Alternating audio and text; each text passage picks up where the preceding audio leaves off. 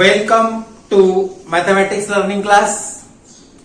आपण पाहणार आहोत Venn diagram, subset, universal set and complement of a set. सुरुवातीला आपण पाहूया वेन डायग्राम असतात कशा आणि या वेन डायग्रामचा उपयोग यूज कशासाठी होतो आणि ह्या वेन डायग्राम्स कोणी डेव्हलप केल्या. काही फिगर्स किंवा डायग्राम्स मी काढतोय. हा एक ट्रायंगल आपण घेतला. या ट्रायंगलला आपण कॅपिटल ए असं नाव दिलं. पुन्हा एक क्वाड्रिलॅटरल आपण ड्रॉ करतोय आणि या क्वाड्रिलॅटरलला आपण बी असं नाव देऊया, कॅपिटल बी. आणि पुन्हा एक फिगर आपण काढतो आहोत सर्कलची आणि या सर्कलला आपण नाव देणार आहोत कॅपिटल सी. आता आपण काय करतोय नीट लक्ष द्या. कॅपिटल या फिगर मध्ये मी काही एलिमेंट्स घेतोय. 1, 9, 16. कॅपिटल बी मध्ये सुद्धा काही एलिमेंट्स मी घेतोय. सा, रे, ग, म, प, ध, नी असे 7 एलिमेंट मी कॅपिटल बी या फिगर मध्ये घेतले. आणि कॅपिटल सी मध्ये मी काही एलिमेंट घेतोय. ए, टी अँड ई. आता कॅपिटल ए या फिगर मध्ये किंवा ट्रायंगल मध्ये, या ट्रायंगल मध्ये मी जे एलिमेंट्स घेतलेले आहेत ते कोणते कोणते? 1, 9 अँड 16. आणि या ट्रायंगलला आपण काय नाव दिलंय? ए. हा जो क्वाड्रिलॅटरल आहे याला आपण बी नाव दिलेलं आहे. आणि ह्या क्वाड्रिलॅटरल मध्ये कोणते कोणते एलिमेंट आपण क्लोज केलेले आहेत? सा, रे, ग, म, प, ध, नी. हे एलिमेंट आपण बी मध्ये क्लोज केले. सर्कल सी मध्ये आपण कुठले एलिमेंट क्लोज केलेले आहेत? ए, टी अँड ई. आता आपल्या एक लक्षात येत असेल की 1, 9 अँड 6 हे एलिमेंट आपण ट्रायंगल मध्ये क्लोज केलेले आहेत. सा, रे, ग, म, प, ध, नी हे क्वाड्रिलॅटरल मध्ये आपण क्लोज केलेले आहेत. आणि एलिमेंट्स ए, टी, ई हे आपण सर्कल सी मध्ये क्लोज केलेले आहेत. आठवतंय? एलिमेंट्स यापूर्वी आपण क्लोज केलेले आहेत. एलिमेंट्स क्लोज करण्यासाठी यापूर्वी आपण काय वापरले आठवतंय? Correct, curly bracket. Curly bracket मध्ये आपण एलिमेंट्स असे क्लोज करत होतो. म्हणजे कॅपिटल ए मध्ये आपण काय केलेले आहे? जे एलिमेंट्स आहेत 1, 9, 16 हे कर्ली ब्रॅकेट मध्ये क्लोज केले. यापूर्वी केलंय आपण एका. तसंच कॅपिटल बी मधले एलिमेंट आपण कर्ली ब्रॅकेट मध्ये क्लोज केले. आणि सी या सर्कल मधील एलिमेंट आपण कर्ली ब्रॅकेट मध्ये क्लोज केले. आता आठवतंय आपल्याला ज्या वेळेला आपण दिलेले एलिमेंट्स कर्ली ब्रॅकेट मध्ये क्लोज करतो त्याला काय म्हणतो? सेट. याचाच अर्थ हा जो ट्रायंगल आपण दाखवलेला आहे हा सुद्धा सेट रिप्रेझेंट करतो. हा क्वाड्रिलॅटरल जो आहे हा देखील सेट रिप्रेझेंट करतो. आणि हे सर्कल सुद्धा सेट रिप्रेझेंट करतं. याचा अर्थ काय आहे? या सर्व डायग्राम्स सेट रिप्रेझेंट करतात. These diagrams represent set. These diagrams काय रिप्रेझेंट करतायत? सेट. Diagrams represents set. आता असं नाही सेट हा ट्रायंगलनेच डिनोट करू शकतो किंवा क्वाड्रिलॅटरलनेच किंवा सर्कलनेच डिनोट करू शकतो. सेट हा ट्रायंगल, क्वाड्रिलॅटरल, सर्कल यांनीच डिनोट होतो असं नाहीये. आपण पेंटागॉन, हेक्सागॉन किंवा कोणतीही क्लोज फिगर, कुठलीही क्लोज फिगर आपण सेट मधील एलिमेंट्स डिनोट करण्यासाठी वापरू शकतो. आता ही जी कल्पना आहे की अशा डायग्राम्स मध्ये सेट रिप्रेझेंट करता येतात, ही जी आयडिया आहे, ही आयडिया सर्वप्रथम कोणी यूज केली?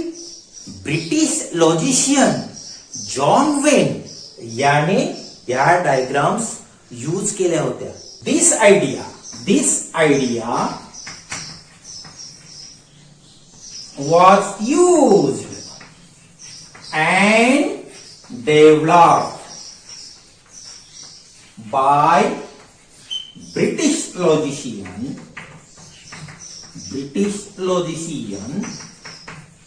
John Wayne.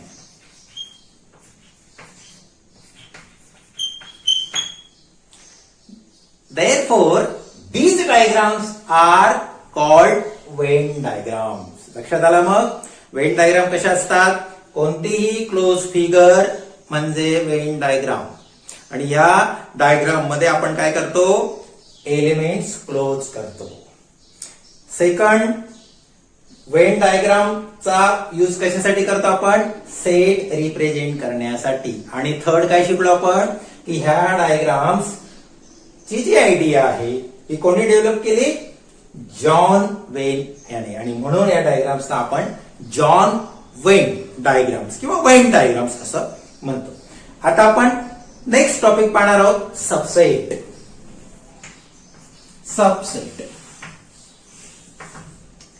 सबसेट समजून घेण्यासाठी आपण एक एक्झाम्पल घेऊया. समजा आपल्याला सेट ए अँड सेट बी दिलेले आहेत. सेट ए मध्ये एलिमेंट आहेत 1, 3, 4, 7, 11 and 13. आणि सेट बी मध्ये एलिमेंट आहेत 3, 7, 11. सेट बी मध्ये जे एलिमेंट आहेत ते सर्व सेट ए मध्ये असले पाहिजेत. तेव्हा आपण सेट बी ला सेट ए चा सबसेट म्हणतो. If every element of set B is an element of set A, then we say that set B is subset of set A. 3 is an element of B. 3 is also an element of A. 7 is an element of B. 7 is also an element of A. 11 is element of B. 11 is also element of A. That means every element of set B is in set A. Set B मधील प्रत्येक element set ए मध्ये आहे आणि म्हणून set बी ला set ए चा subset असं म्हणतात. आपल्याला कसं लिहिता येईल? If capital A and capital B are two sets, if capital A and capital B are two sets and every element of set B, every element of set B is an element. कुणाचा element असला पाहिजे? तो is an element of set A. Then set B is said to be, काय असणार आहे तो? Subset. is said to be subset of कुणाचा? of set A. Subset लक्षात आलं? सबसेट साठीचा सिंबॉल आपण पाहणार आहोत. Symbol for subset. कोण सबसेट आहे? बी. तो आधी कुणाचा सबसेट आहे? थोडी स्पेस सोडा. आणि कुणाचा सबसेट येते? कुणाचा सबसेट येतो? ए चा. आपल्याला कोणता सिंबॉल लिहायचा आहे? B is subset of A. U असा असतो. यू ला या पद्धतीने आडवं करा आणि अशा पद्धतीने नोट करा. आपण सिम्बॉल ऑफ सबसेट लिहित आहोत. कसं लिहितात ते? बी इज सबसेट ऑफ ए. कशाचा सिम्बॉल आहे? सबसेटचा. हा जो कर पार्ट आहे हा सबसेट कडे येईल आणि ही दोन लोक कोणाकडे येऊ द्यायची? ज्याचा तो सबसेट आहे त्याच्याकडे येऊ द्यायची. म्हणजे B is subset of A. हे रिडिंग कसं करणार? B is subset of A. Universal set. Universal set म्हणजे काय? युनिव्हर्सल सेट समजून घेण्यासाठी एक एक्झाम्पल घेऊ. नीट लक्ष द्यायचं आपण. एक सेट आपण घेऊया. Capital U is equal to A H G 7 4 2 8. दुसरे मी सेट घेतोय. Capital A is equal to A and 4. 2 elements आहेत येते. Capital B is equal to 7 G 8. पुन्हा काय सेट घेतोय मी? Capital C is equal to 2 A H 8. D is equal to 7. आता नीट लक्ष द्या. सेट ए मध्ये जे एलिमेंट आहेत ए अँड 4 सेट यू मध्ये आहेत ए 4 आहेत. याचं म्हणजे काय होतं? A is subset of U. A is subset of U म्हणजे A is subset of U. B मध्ये कोणते एलिमेंट आहेत? 7 G and 8. 7 G and 8. 7 G and 8 U मध्ये सुद्धा आहे.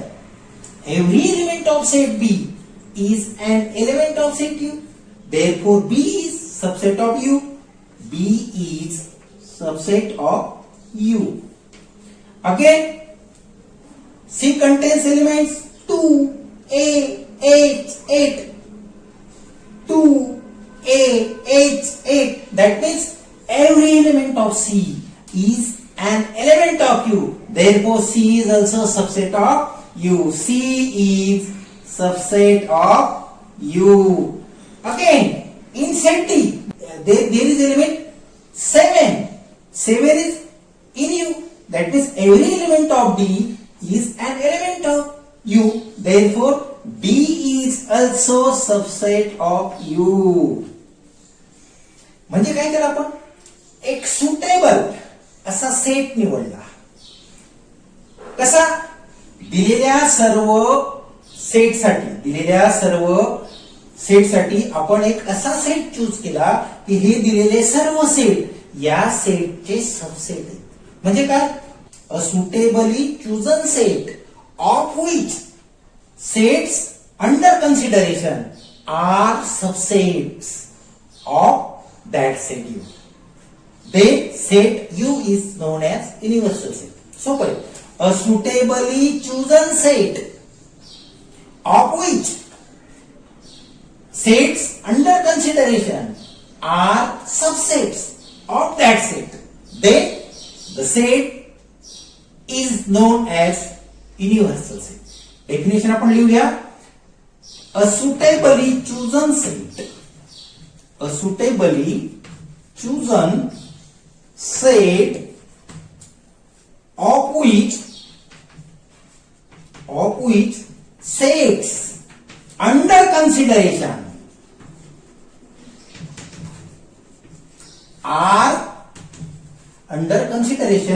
are subsets of that set. म्हणजे काय?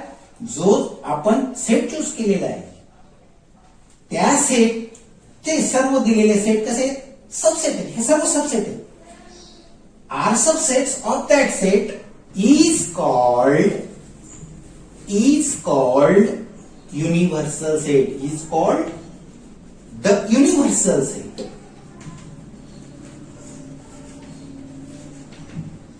आता आपण नेक्स्ट टॉपिक पाहूया, कॉम्प्लिमेंट ऑफ ए सेट. जर का एखाद्या सेटचा आपल्याला कॉम्प्लिमेंट काढायचा असेल तर त्याचा युनिव्हर्सल सेट आपल्याला माहित असला पाहिजे. आपण काय करू, त्यासाठी एक एक्झाम्पल घेऊ. समजा आपण एक युनिव्हर्सल सेट घेतला यू, त्यामध्ये एलिमेंट आहेत A B C D E N 7 आणि एक सेट घेऊ आपण A is equal to C N 7. दिलेला सेट ए, त्यात एलिमेंट आहे सी एन 7. आपल्याला सेट ए चा जर कॉम्प्लिमेंट काढायचा असेल तर आधी आपल्याला तपासायला लागेल की दिलेला जो सेट आहे दुसरा, तो सेट याच्यासाठी युनिव्हर्सल आहे का. यू हा सेट ए साठी युनिव्हर्सल केव्हा असेल, जेव्हा सेट ए हा सेट यू चा सबसेट असेल. लक्षात ठेवा, दिलेल्या सेट ए साठी यू हा सेट युनिव्हर्सल केव्हा असेल, जेव्हा सेट ए हा सेट यू चा सबसेट असेल. Subset means every element of A is an element of U. जर का सेट ए मधील प्रत्येक एलिमेंट हा सेट यू चा एलिमेंट असेल तर सेट ए काय असेल, सेट यू चा सबसेट असेल. आणि मग आपण सेट यू ला काय म्हणू, सेट ए च्या बाबतीत universal set. Here A is subset of U. A काय आहे, यू चा सबसेट आहे. आता कॉम्प्लिमेंटचा अर्थ काय होतो, कॉम्प्लिमेंट याचा अर्थ म्हणजे सेट ए चा कॉम्प्लिमेंट याचा अर्थ काय, सेट ए मधले एलिमेंट त्याच्यात नको. सेट ए चा कॉम्प्लिमेंट म्हणजे काय, सेट ए मधले एलिमेंट त्याच्यात नको, पण सेट यू मधले एलिमेंट त्याच्यात हवे. म्हणजे कॉम्प्लिमेंट ऑफ सेट ए चं मिनिंग काय होतं, सेट यू मधले सर्व एलिमेंट घ्या, फक्त सेट ए मध्ये ते नको. मग आता सेट ए मध्ये कोणते एलिमेंट आहेत, C N 7, C N 7, C N 7 हे सोडून उरलेल्या सेटचा एलिमेंट जर घेतला तर तो सेट ए चा कॉम्प्लिमेंट होतो. मग उरलेले जे एलिमेंट आहे त्यांचा सेट काय तयार होईल,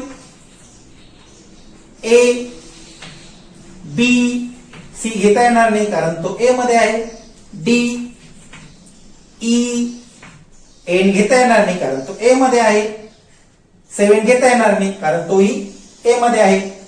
म्हणजे सेट ए मध्ये नसलेले पण यू मध्ये असलेले सगळे एलिमेंट आपण कलेक्ट केले, याचा जो सेट बनतो याला आपण सेट ए चा कॉम्प्लिमेंट म्हणतो.